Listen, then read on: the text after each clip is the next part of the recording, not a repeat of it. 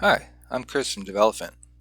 Let's take a look at how we can install Coronium Core Server and start to use the Coronium Core Client for corona-sdk.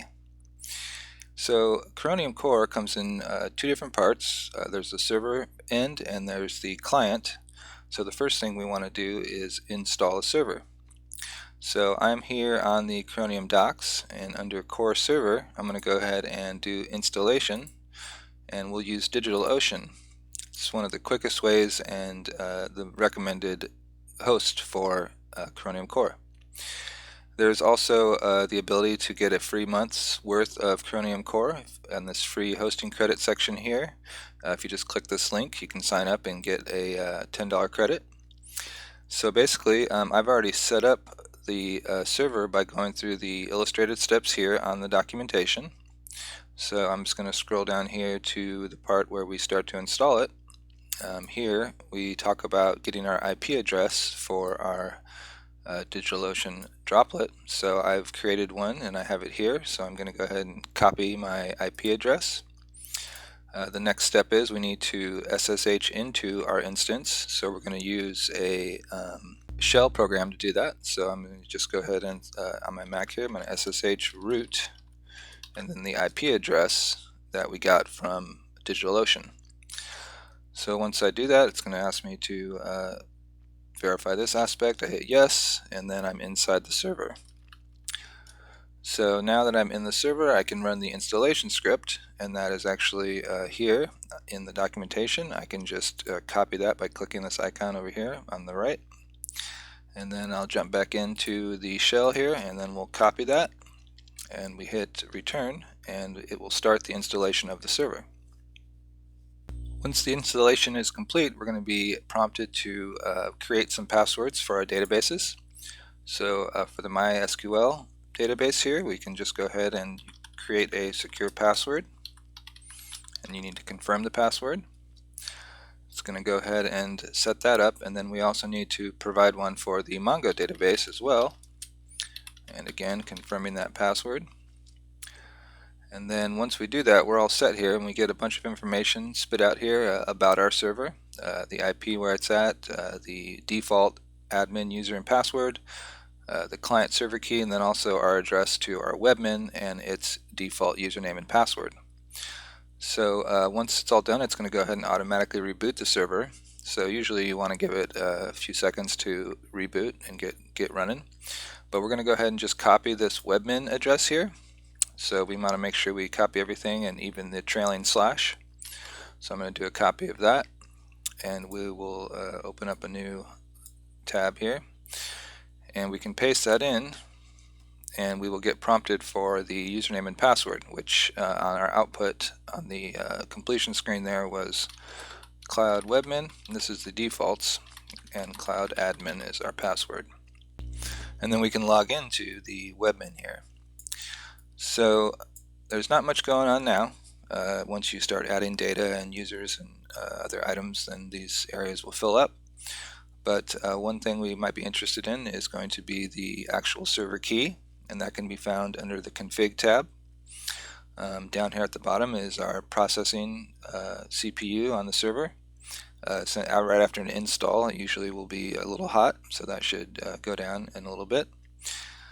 When you're using Mailgun, if you're going to be using the email aspect of it, you'll put your configuration settings in here. So next thing we want to do now, we've got the server up and running. Now we need to jump over and start working with the client in Corona. So we'll go ahead and jump over to Corona. And if you download the demo project, which you can find here on the documentation here under the link demo project, it basically gives you a few examples with how to save some data, work with just some simple data objects, and also an example of how to upload and download files. So what we're going to do though is look at some other aspects of it. So I'm just going to actually just move this to the side here. And so to do that, we need to go ahead and get into our editor. And so this is the demo project that I downloaded. The first thing, if we go over here in our documentation, we'll jump over here now to the core client, and we'll look at usage. And under the usage here, it gives you a good overview on how to set up and use the usage for the client. You need to make sure in your build settings you add a plugins section and put this information in there. And then to actually get a hold of the plugin, we do a require plugin.coronium-core. So I've done this here. I have my local core. I usually just use core as the namespace, and require plugin.coronium-core. And in my build settings, in the plugins section here, I've gone ahead and added that information that was there in the documentation. So the next thing we need to do is set up our server host, our server key, and then also an application scope. So again, we can jump over to our webmin here, and here is our server key. So I'm going to go ahead and grab that, and we'll put that in the Coronium server key here. And then our host is down here, this host address. We can go ahead and copy that, and we'll put that into the Coronium host section here. And then every application that you make with using Coronium Core, you'll need to give it some type of application scope, and this is how you can use one Coronium Core server with multiple applications. So we're just going to call this application fun run, and we'll pretend it's some fun game. And so at this point now we're ready to connect to the server, and we can start utilizing it. So one of the simplest methods that you can use for modules, that is, for the Coronium Core Client, is the Analytics module. So under here, under Modules in Core Client, it lists all the modules that are available on the client side. So under Analytics, we have this very simple one called core.analytics.appOpened. And this will give us some data when we whenever the application is opened. It'll store some data for us that we can use later if we want to. So to call this, we say core.analytics.appOpened. And this specific method does not require any listener, which we'll talk about briefly in just a second. And so once that's all in there as that line, I can go ahead and I'm going to refresh Corona. And we won't see any output here because, again, it doesn't take a response handler, which we'll talk about. But if I go back over into my Coronium Core webmin now, I can see that I'm starting to get some data here. So this is the application opens, and that's from the analytics, and then this tells me what application it's from. Now the next thing that we can do is actually, if we look at devices here, we need to refresh whenever we add a new scope. So we just added fun run, so let's go ahead and refresh it, and you can see we have fun run up here now, so we'll select that. And you can see we get some device statistics. This is also coming from that analytics call. It tells us model, platform, gives us a country, screen size, etc. And those are scoped per application. So and then also under opens now here we have fun run. We can see some statistics for how many times this application has been opened, and some other graphs there. So if I was to refresh this Corona project, I'll get a new hit here on my fun run, and I can see now that it's been opened 2 times today. These weeks and months will change as the days progress, and then this keeps a monthly tally of the opens that you can look at to give you a wider overview. This main screen is the today screen, so it'll give you everything that's happening today. You can see now fun run has been opened twice. So if I jump back over here, and just to show as a example here, let's go ahead and change this. Let's pretend this is a different application now. We'll call it Space Race, and I can go ahead and I'll refresh that there in my Coronium project. I need to refresh here because I have a new scope now, and here now it shows the opens from Fun Run and the opens from Space Race, and then I can select those scopes up here as well if I want to look at other data. So if I was looking at the opens here for this right now, I'm browsing the opens for Fun Run, but if I wanted to see Space Race, I can click that there, change the application scope, and then you can see here that we've only had one open for today. So that's how you can quickly use the analytics. Some of the other objects, like one of the other modules that's pretty helpful is the users module. It helps you store users and log them in, etc., etc. So to use most other modules, you need to have some kind of response handler.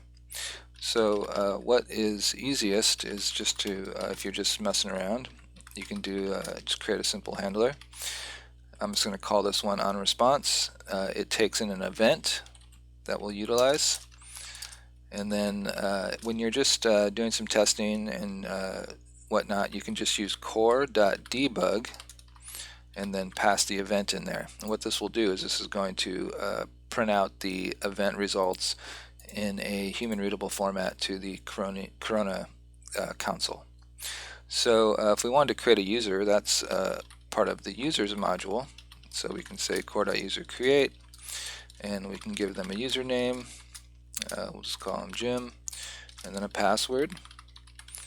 And the passwords will be encrypted once they're sent up to the server, so we'll just do that. And then we need to add a listener, which is our onResponse.